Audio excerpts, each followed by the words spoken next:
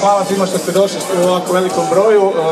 Nadam se da ste uživali, da je bilo jako lijepo. Ovaj put nismo uspjeli riješiti da se promet zaustavi u potpunosti. Nadam se da nije bilo nekih većih problema oko toga.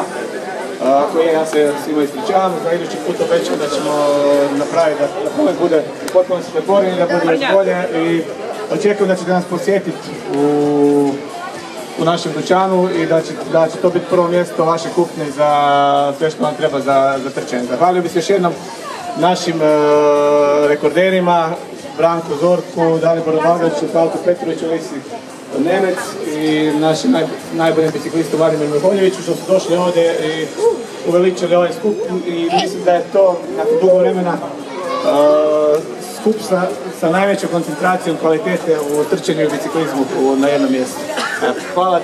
Hvala još jednom. Evo, hvala i direktoru utrke. Nadamo se da ste uživali ovdje na Kaptolu u prvoj cestovnoj utrci. Dakle, dućan je službeno otvoren. Možete se informirati o raznim proizvođačima i sportske opreme, dodatka prehrane i opreme za trčanje poput Garmina i Polara. Vidimo se dogodine na istom mjestu i do sljedećeg atletske utrke. Lijep pozdrav i doviđenja.